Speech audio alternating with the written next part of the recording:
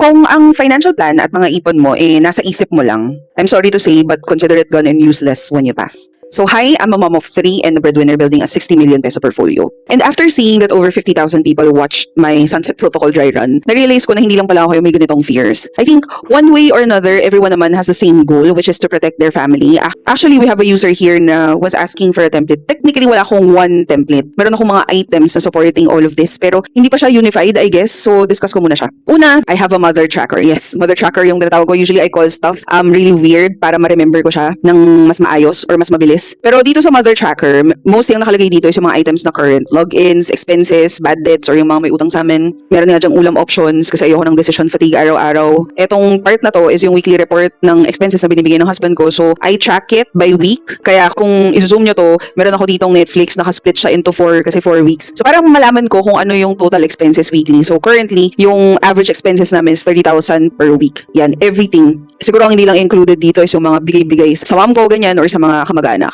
Etong document na to is living and breathing tracker siya. Gusto ko kasi kapag tingin ko sa isang spreadsheet, andun lahat. I think pati nga mga appliances or high-ticket items na pinurchase namin kasi gusto kong malaman kung sulit ba siya. And if bibili ako in the future, same brand yung bibilin ko kasi alam kong nasulit ko siya. Parang meron lang ako rules ko paano ko yun i-measure. Pero yun. Second, try to stay with me kasi medyo mahaba to. So, nasa second pa lang tayo. Punta tayo sa wealth dashboard. So, ito, ina-update ko to monthly. Dito naman, all of our investments at a glance at saka yung mga decision, considerations ko based on the thesis that I'm working on. Technically, meron akong investment roadmap tab dun sa mother tracker. Pero ito yung result nun for ease of reference ng husband ko. And kung on track ba kami sa aming 60 million by 60 goal. Third, ito yung aking ever-growing na family wealth guide na currently is 5 volumes na. So, tinatry ko na siyang i-simplify and actually tinatransition ko siya into a spreadsheet format which is magiging North Star ng aming wealth building process. And since mas madali kasi siya intindihin kapag naka-checklist format siya, ganyan. So, i-format ko siya in such a way na madali ko rin siyang i-follow or i-follow ng husband ko or anyone na pagtatransition na namin ito. Ever-growing kasi I still learn something new every day. Actually, kakalagay ko lang ng family risk management and protection strategy dito kasi medyo madami akong na-receive na comments regarding my insurance and binreakdown ko why that makes sense for me.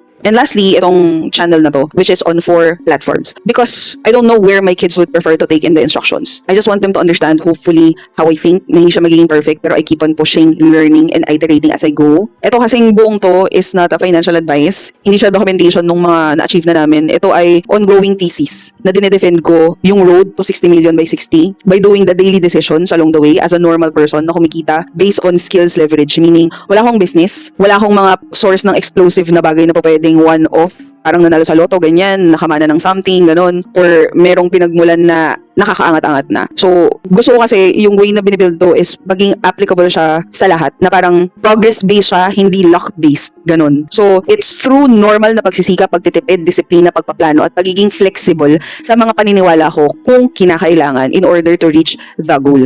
So, sa mga yun, siguro best na i-share ko yung current volumes ng aming wealth guide kasi nga, yun yung North Star. And dahil nga project manager ako, may hindi ko akong gawin foolproof yung mga bagay-bagay para madaling sundan, maging redundant yung process, so magiging muscle memory siya. And eventually, if may changes in the future, madali na lang siyang i-edit. Example sa profile ko dito, sa platform na to, pag binalikan mo halos every end of the month, hindi siya exact. Pero meron kaming expense report. Ginawa ko na yung template and diniligate ko na yun sa husband ko to update. So, bawas siya sa isipin ko. Pero it's a crucial and important update sa aming thesis kasi babalikan namin yun and then pwede namin makita how we grew based on spending. So going back to the volumes, they are as follows. Foundation, nakalagay dyan yung vision, yung mga ganun, and yung mga rules on our investment, ganyan, risk management, some of the templates. Meron akong kinreate na portfolio playbook kasi diniscuss ko dito why I chose yung ETFs and yung mga stocks na pinili ko or yung investment vehicles na pinili ko para maintindihan lang nila how I process information. Yung volume 3 is research and intelligence manual. Ito yung breakdown ng mga stocks na yun, like ano yung kailangan tignan every month, saan hahanapin, ano yung mga keywords na kailangan nilang i-watch out for para lang i-ensure na yung thesis is still valid and pwede kaming mag-proceed dun sa protocol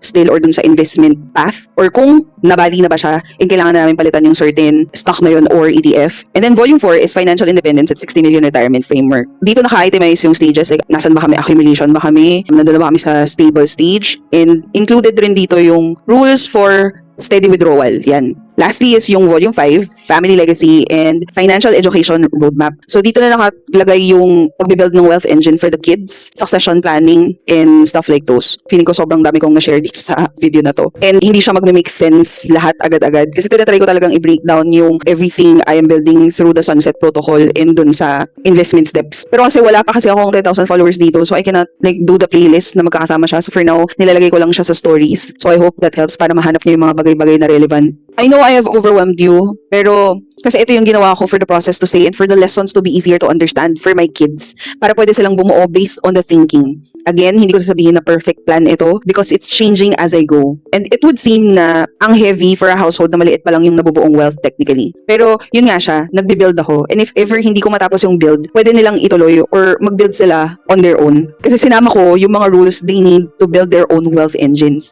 Yung nasa isip ko rito is I am not just building wealth. I am building a future para na din sa future ng kids. Ayoko yung ibibigay ko na lang sa kanila yung pera. I need to pass on the process. Ngayon, nasa kanila na yun how they would take it or if iti-take nila. Pero I want it to be there. Kayo groupmates, nakasulat na ba ang financial operating system ng pamilya nyo? Let me know in the comments below. And that's the update for today, groupmates. See you on the next one.